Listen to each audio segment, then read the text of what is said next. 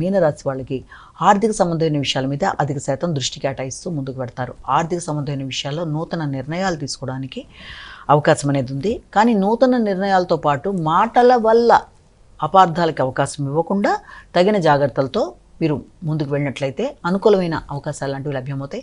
ఆర్థిక విషయాలు అనుకూలంగా ఉంటాయి. మాటల్లో పౌరుషం అధికంగా ఉంటుంది. నిర్ణయాలు చాలా వేగంగా తీసుకుంటారు.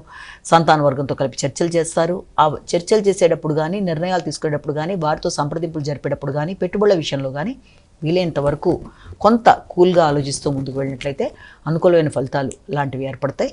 మాటల వల్ల ఘర్షణలు రాకుండా తగిన విధంగా జాగ్రత్తలు తీసుకుంటూ ఆర్థిక విషయాల్లో ఒప్పందాల విషయాలు కావచ్చు, ఆర్థిక విషయాల్లో తీసుకునే నిర్ణయాలు కావచ్చు, కుటుంబ సభ్యులతో మీ వ్యవహార శైలి కానీ, మాటలు కానీ అన్ని విషయాల్లో కూడా చాలా ఆలోచనతో మీరు ముందుకు వెళ్ళినట్లయితే మంచి ఫలితాలు ఏర్పడే అవకాశం అనేది, మీరు తీసుకునే నిర్ణయాలకు అనుకూలంగా మీరు ముందుకు వెళ్ళడానికి అవకాశం అనేది ఏర్పడే పరిస్థితులు లాంటివి గోచరిస్తున్నాయి.